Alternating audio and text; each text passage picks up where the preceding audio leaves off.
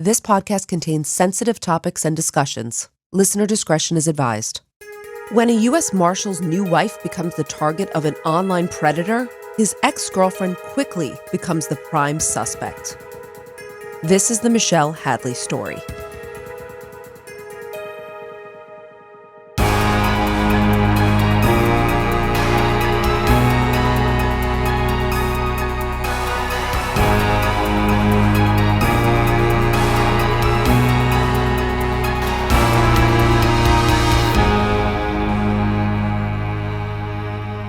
Hi, Amy. Hey, Meghan, how are you? I'm great. Excited, of course, to take you on a wild ride today. I am so drawn to these cases of kind of mystery and but solved mysteries. I like a good mystery. I like to bring attention to cases, but I love it even better when there is a conclusion and we know what happened. It almost makes the world feel right. Yes. But you'll see by the end why I picked this case. Okay. It was covered by Dateline, but let me just say that I did not come across it there. I saw a news update on this story, and it was either on Reddit or my Yahoo News, and probably Yahoo because I don't think I know how to use Reddit still. And I went back to read the update, and then I was like, wait, I remember this case. Then I went back, reread the entire case, was like, whoa. Then I went back and watched the Dateline. So we started from the end, went back to the beginning. But All right. there are some substantial questions here that relate to, let me just give you some of the themes that we're going to come across. Abuse of power, consequences of bail denials, pretrial detention, conviction. So there's a lot. There's a lot to unpack at the end, but I won't spoil it. For now, just buckle up and get ready to be surprised and probably a little outraged. Michelle Hadley was born in Ontario, California, to parents Suzanne and Michael, who owned a small manufacturing company and a modest home. She had one younger sister, and overall, her childhood was described as a happy one. She was also self-described as an overachiever in both school and in her extracurricular activities. Michelle was imaginative, bright, and creative, and she was happy. Michelle received a scholarship to attend Dickinson, which is a reputable private school in Carlisle, Pennsylvania. Do you know Dickinson? No, but Carlisle, Pennsylvania, my brother-in-law Scott is from there and his family still lives there. Okay, cool. So I have a cousin who went there. It's in my home state now. Carlisle is kind of south central Pennsylvania. I'd say located closer to Maryland than it is to New York or New Jersey, just for reference. Of course, I still reference everything in terms of New York and New Jersey, which is a bad habit, but okay. After Michelle graduated, she secured a marketing position working for Disneyland in California. Well, that's fun. Michelle met U.S. Marshal Ian Diaz when she was 26 years old, and that was in August 2013. Ian was almost 10 years older than her, but she enjoyed their first date at a coffee shop, and their romance blossomed very quickly. In fact, Ian professed his love for Michelle after only a few dates, so they began to date exclusively pretty quickly. Sorry, did you say how they met? What I read was that they met over a coffee date. It's possible that they were like an online match and met for coffee, Gotcha. or it's possible they ran into each other at a coffee shop, so that was their first date over a cup of coffee. 2 years later, on Michelle's 28th birthday, he took her to New York City. It was kind of a grand fancy trip, and in New York City, Ian proposed. Now, Michelle had always dreamed of a fairy tale romance, and in some ways, you might say this was it. Now that they were engaged, the pair began looking for a place to live. I'm assuming you're going to get into who is Ian. Oh, Like, do we know anything about him? You'll get there? yes, I am going to tell you. And I'm also going to let you know that Michelle began to notice some red flags with Ian pretty quickly. For one, Michelle was convinced that Ian had been looking at her computer and online accounts when she wasn't at home. He seemed to know when Michelle was outside of like the small radius beyond her home and work. So if she was, let's say, at a bar with a friend or a restaurant that wasn't the usual, Ian seemed to know, and she thought it was odd. How would he know that, right? Because he was tracking her, no? Well, this is possible. It seems that Ian wanted her to dress kind of a certain way, and he wanted her to take a specific job. He had recommended this job, according to Michelle, and this is her version. He recommended a job because he knew the people at the company where he wanted her to work. She didn't wind up taking that job ultimately, but she felt like it was almost a way to keep tabs on her. And again, this is from her perspective. But the really alarming red flag was the fact that Ian pressed Michelle to have sexual encounters with other men. while they were dating. For him to be a part of? Yeah, specifically, he wanted Michelle to have sex with another man while he watched and filmed, which was a request that, as you probably can understand, was very upsetting to Michelle. She kind of said, like, at first it was kind of a joke that got more serious, but she refused, several times, upset with Ian. And he basically said, you're overreacting. This is sexual exploration. It's fantasy. We're comfortable with each other. And so I think that's how he kind of, minimized how upset she should be or was. So he pressed for this a lot. And one night, liquor fueled, she'd also been on some medication. She relented and had sex with another man while Ian watched. Now, that was Valentine's Day. This was just some random guy, or did Ian know him? Or according to Michelle, she believes that Ian solicited him for this on like a Craigslist or some type of online platform. Okay. Now, Michelle said that after this encounter, she was sick to her stomach, sick for days, couldn't believe that she had done this. She was really upset, but she thought Ian loved her. Maybe he just had some sexual kinks and this was like a one-time thing that he needed to work out. And so she still planned to stay the course, to get married. And, essentially she shoved her own feelings down as they looked for a place to live. The two found a nice condo in Anaheim, California, which is just minutes from Disneyland, again, where Michelle worked. I think you could literally see the fireworks from Disneyland from their condo. Now, Michelle paid the down payment for the condo, and in June 2015, the two moved in. But the relationship fell apart not long after the move. Ian's sexual kinks were just too much for her, and Michelle said that he also had a volatile temper. So Michelle said that she quickly decided she no longer wanted to be really subjected to his tirades, and only months after moving in together, Michelle packed her bags and left the condo. But things were not that simple, as both of their names were on the deed. So both Ian and Michelle hired lawyers to work out the issue of the shared property. So Ian was okay with her? Like, he seems like the type that would have fought for her to stay. Like, was he okay with her leaving? I think he was angry by her leaving, but I don't know that he fought for her to stay. And Michelle said that her decision was when she packed her things, she was leaving. She wasn't coming back. I think he was angry too about the home. And, things got ugly, as they do. Michelle alleged that Ian was unfaithful and abusive, and she sent him a very odd email relating to the sale of their condo, but the language referenced God's law and religion throughout the text. So let me just read. This is taken verbatim. This is a portion of an email sent by Michelle to Ian. Your sins are many, including defiling me and my family with your wicked and evil sexual acts, your financial coercion and irresponsibility, your gluttony, your greed, your lust, your sloth, your wrath, your envy, and most of all, your pride. I will bring the full force of the law and the word of God against you to judge you. So this was an email that Michelle sent to Ian. Okay. So now Ian alleged that Michelle was actually the emotionally unstable one, and he applied for a restraining order. The restraining order was dismissed, but the situation between the pair was quite ugly. Eventually, the two came to an agreement over the condo, which was their only real tie. They didn't share, I guess, a pet. They didn't have kids. They weren't married. In November of 2015, Ian and Michelle signed an agreement stating that Ian could stay in the condo, but he would have to get a mortgage solely in his name within 6 months. And if he could not do so, like if he didn't qualify for the mortgage, the pair would have to sell the condo and split the profits, even though Michelle had put down the down payment. So she was actually being kind of generous about that. So she would be staying in the home with him?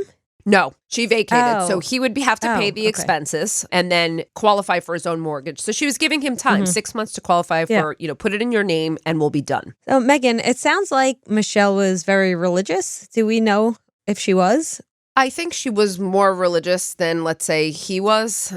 There's going to be some religious references, so I'll let us draw our own judgment in a bit. It did seem, though, that she kind of had a moral opposition to the type of sexual behavior that Ian wanted to engage in.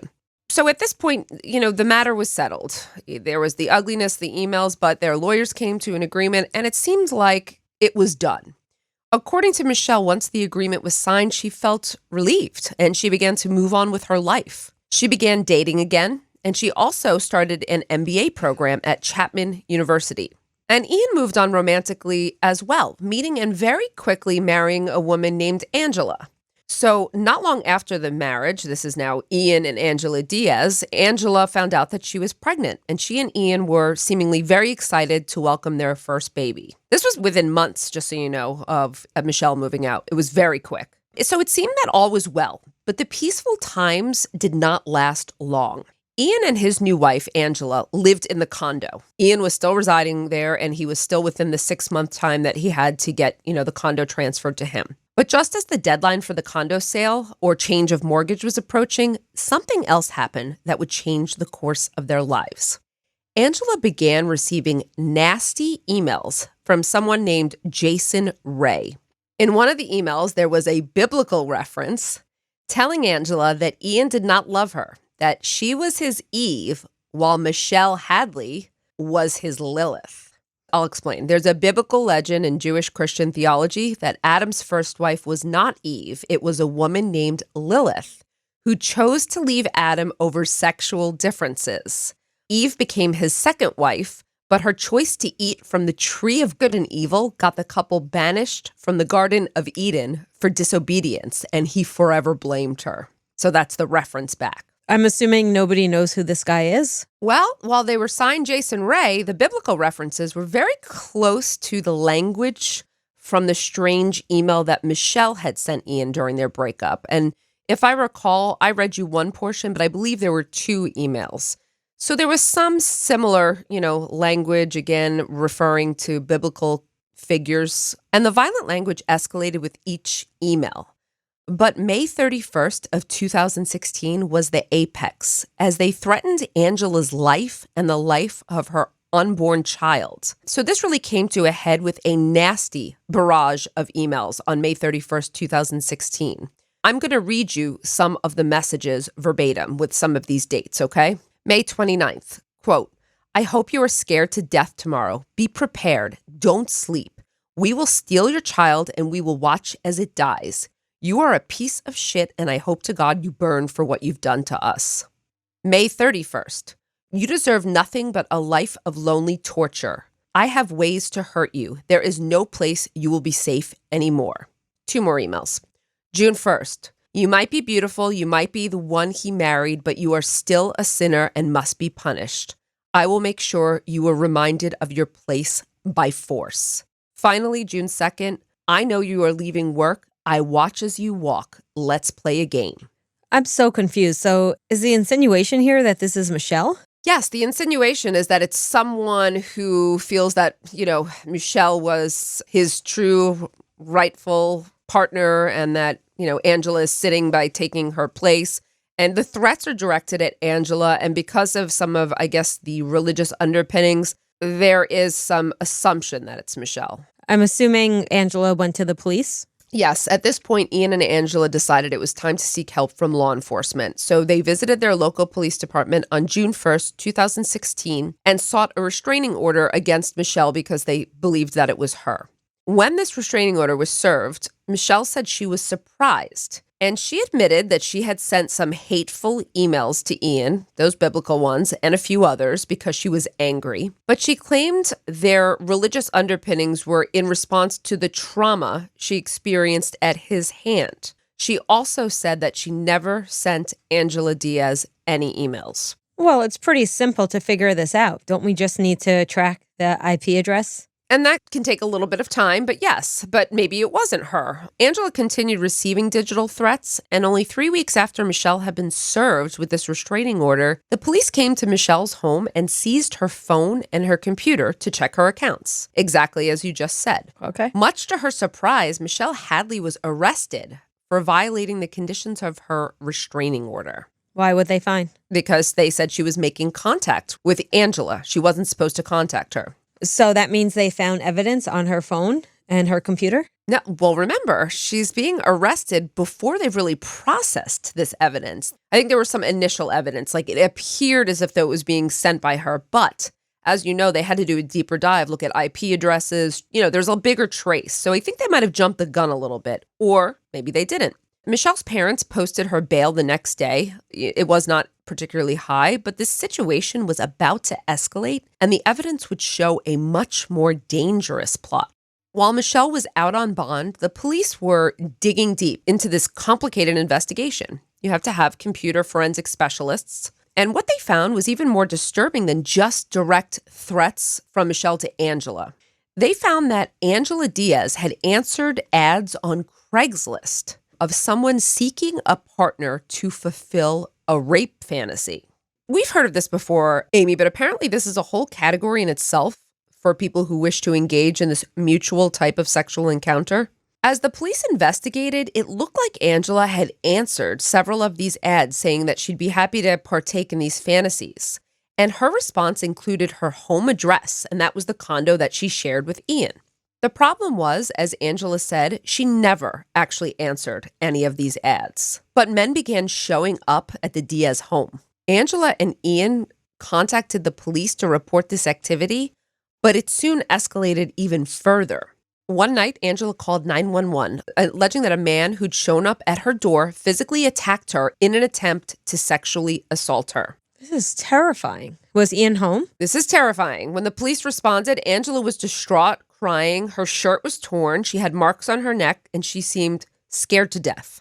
The guy ended up running off? Yes, the guy winded up running off. I mean, this would be terrifying for any woman, but she was also pregnant. So think about it. You know, she's worried for herself, but also worried to protect her unborn child. Ian wasn't home? No, Ian was not home. So, Meghan, just so I'm understanding this correctly, the man who showed up at the Diaz's condo, he was responding to an ad in which somebody wanted this fantasy to be fulfilled. Yes. So, he believed that this was going to be a consensual sexual encounter. Okay. But I'm sure, based on her description, he must have realized that this was not real and that he'd made a mistake and he ran off scared. And I would assume that when she resisted, he thought that was part of the role playing. I think so. Yes. Wow. So, I mean, she clearly was scared. She was not sexually assaulted. And again, this was part of these listings on Craigslist. So this has gone, Amy, this is something that's gone from an online threat to real physical violence. And police believed they knew exactly who was responsible for these invitations. They believed it was Michelle Hadley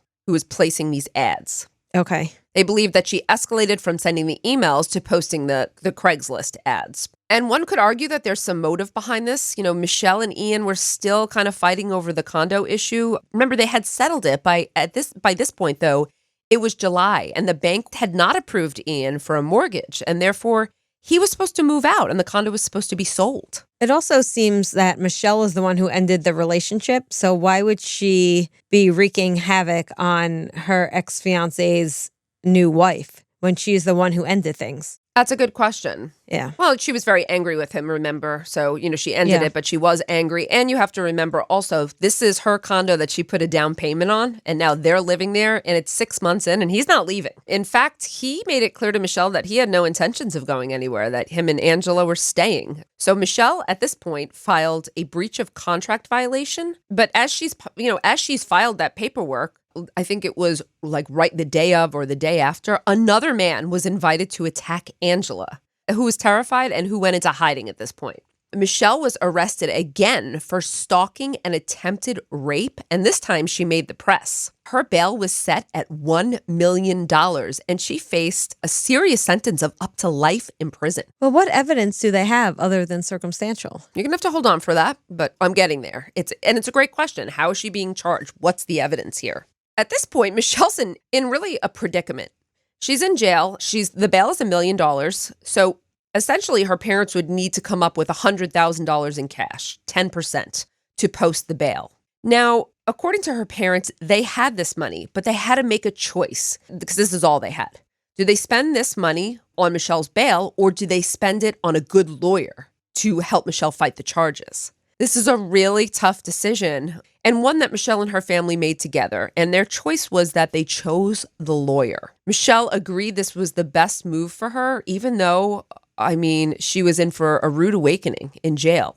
Michelle had no criminal history, but without the bail, she had to remain in jail. It had, a typical tiny cell with bunk beds, a toilet in the cell where others can see you use the bathroom.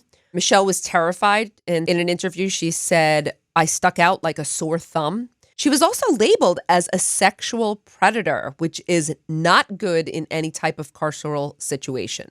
Once Michelle's story became public fodder, the women in jail harassed and threatened her. But according to Michelle, one woman befriended her, advising Michelle that she had better toughen up. And Michelle did. She put up a tougher facade to survive. And while she was trying to navigate jail, her parents found a criminal lawyer for their daughter, and they also began to do their own investigative work, which, I always commend. A lot of times you have to get your hands dirty. We always say that. You have to start doing the work without interfering with an investigation. Don't get me wrong. So Michelle's dad, Mike, began using software to trace the IP addresses.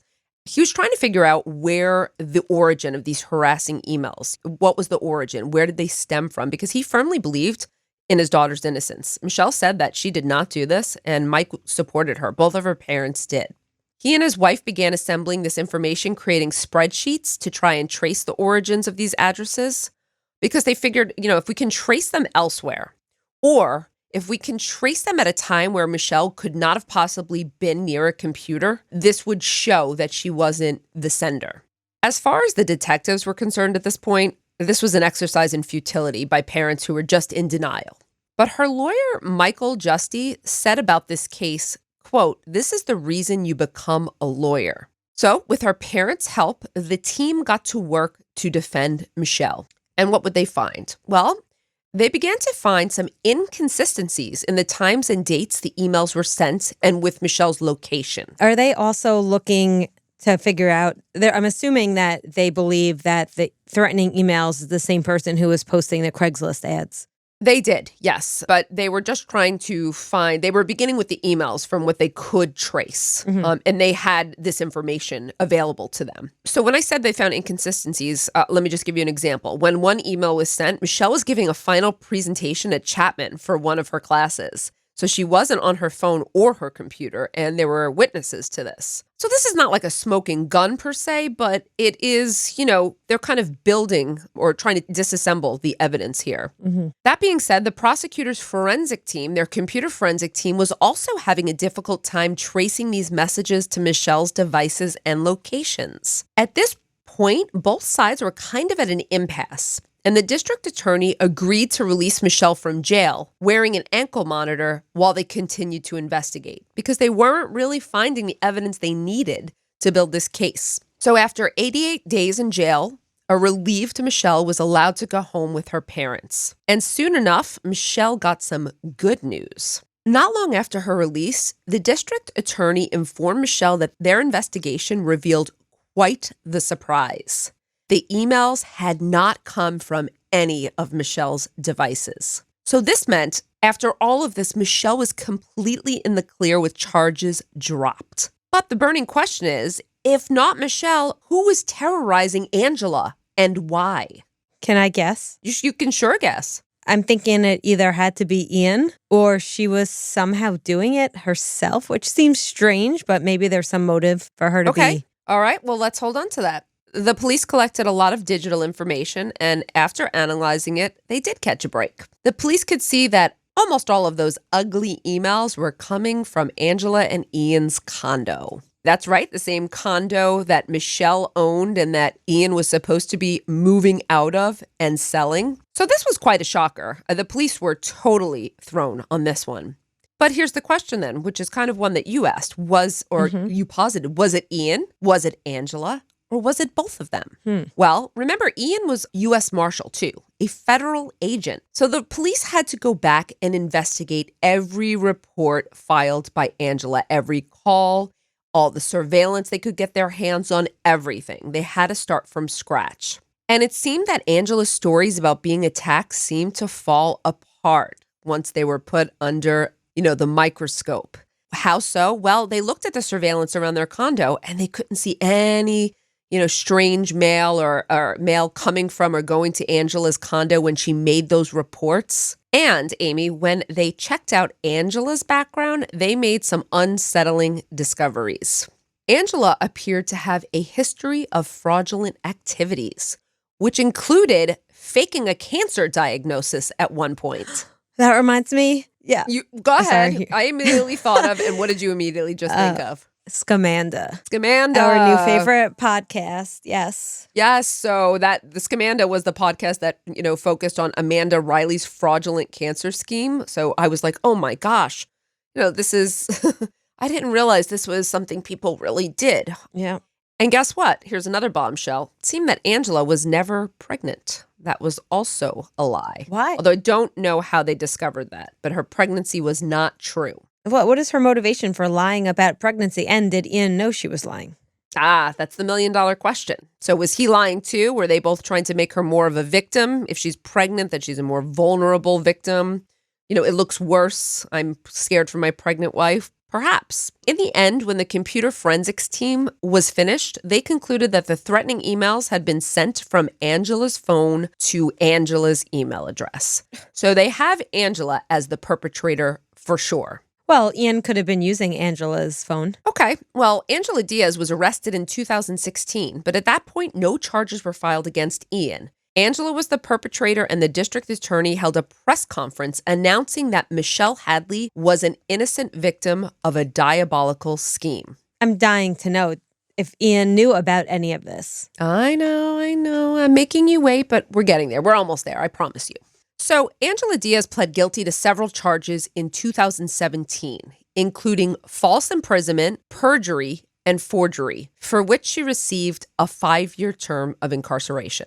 Ian Diaz annulled his marriage to Angela, but federal prosecutors believed he'd been involved in this fraud as well. So they initiated an investigation into Ian's role in the crimes. And in the end, Ian was also charged with cyber stalking and perjury. So they did find that he had colluded with Angela. Now, I can't be sure exactly what the evidence was, but they were able to, bring these charges. He was indicted. And then, just recently, Amy, in 2023, Ian was convicted of all criminal charges against him, for which he was sentenced to 10 years in prison. I can't understand. What was the motivation? What were they, all of this just to get a free condo? I don't understand. I believe that was the primary motivation, but I'm going to talk about that in theory. Yes, the primary motivation was the condo. And I think it wasn't hard.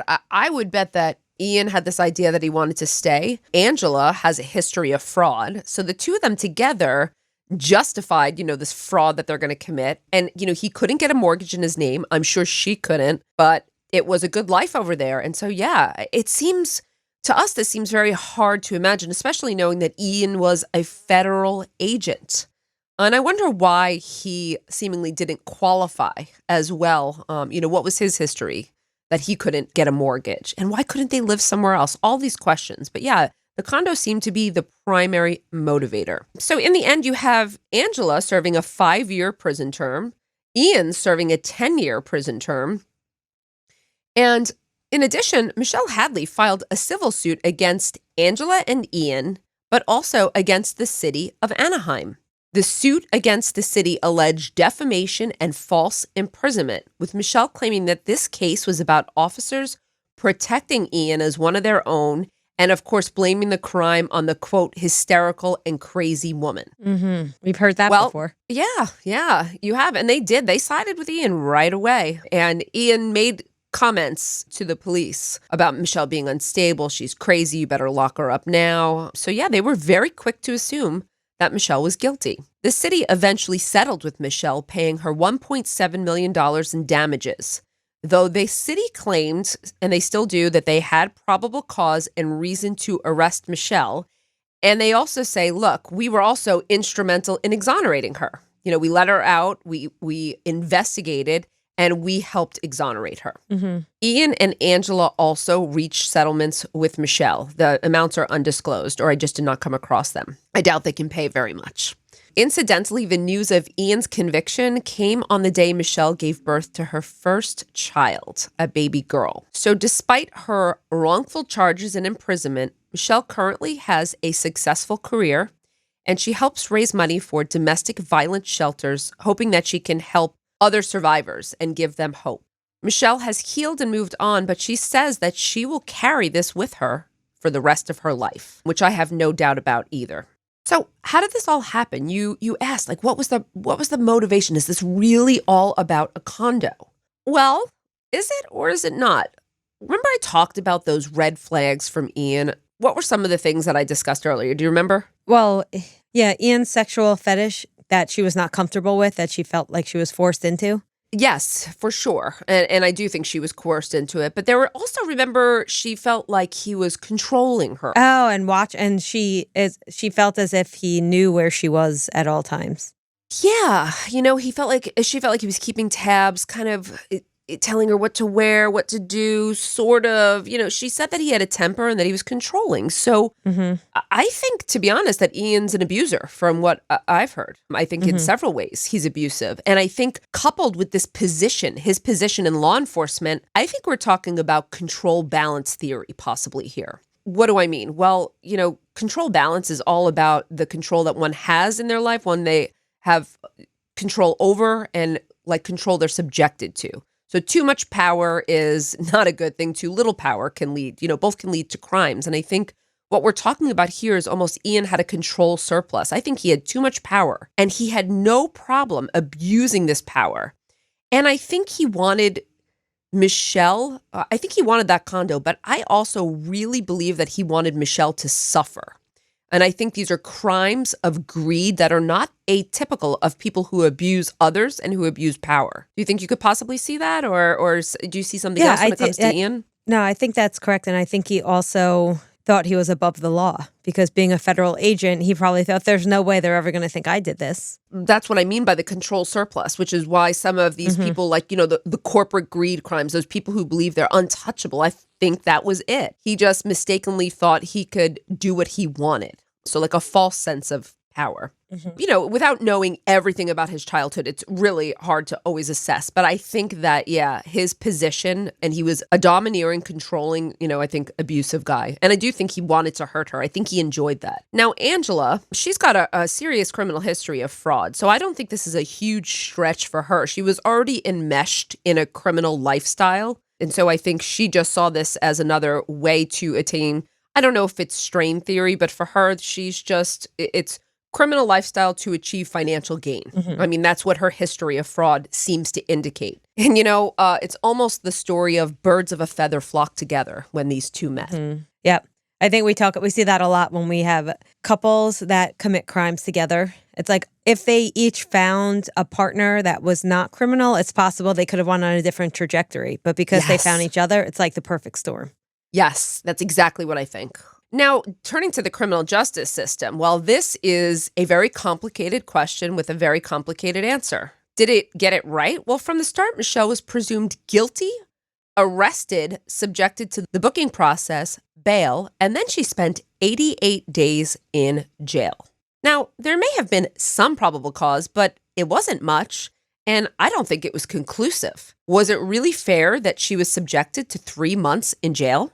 No, it's not fair, but it happens all the time. And she's actually one of, I don't want to say she's lucky, but she's luckier than some people where you have cases where prosecutors, even if they don't have the evidence, they dig their heels in and they continue with the case and then someone's wrongfully convicted. At least in this case, the prosecution realized they didn't have enough evidence and they dropped charges. So yeah, while it's a huge injustice that she spent any time incarcerated, right, it could have been much worse for her. And I wrote down after that question, and she is one of the lucky ones, not because of, I wrote basically the same thing you just said, but Michelle was terrified. She was threatened, her life and liberty taken away. The impacts of pretrial detention are very long lasting. And I don't think that people are aware of that. It's a lot of what my research focuses on.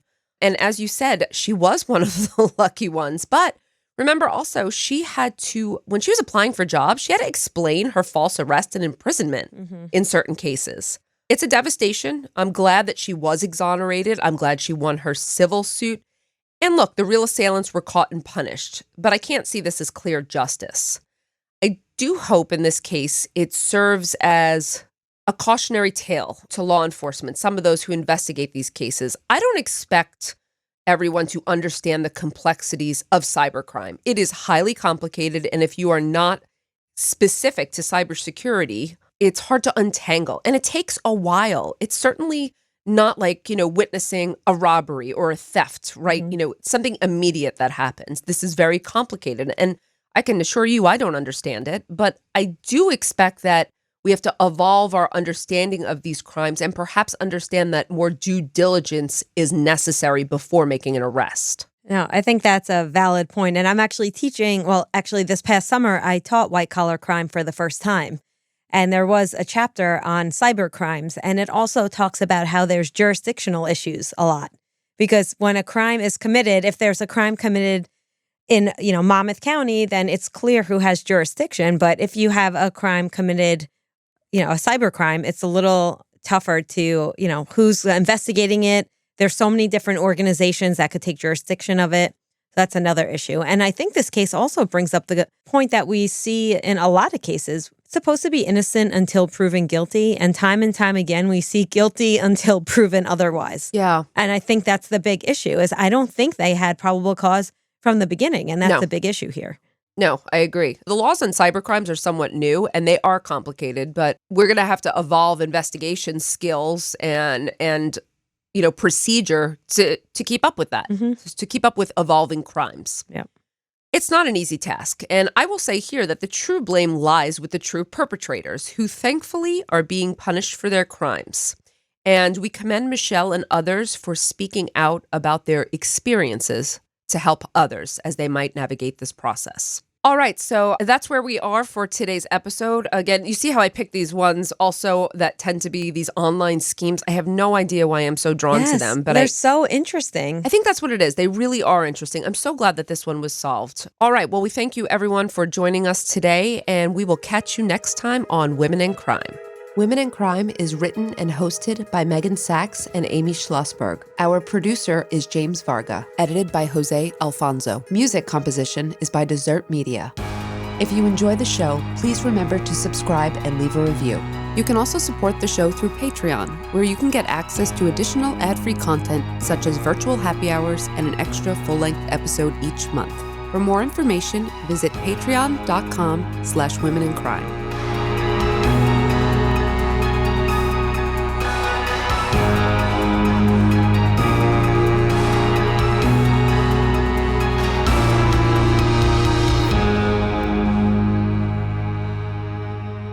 Sources for today's episode include NBC News, The New York Post, BuzzFeed News, and an episode of Dateline.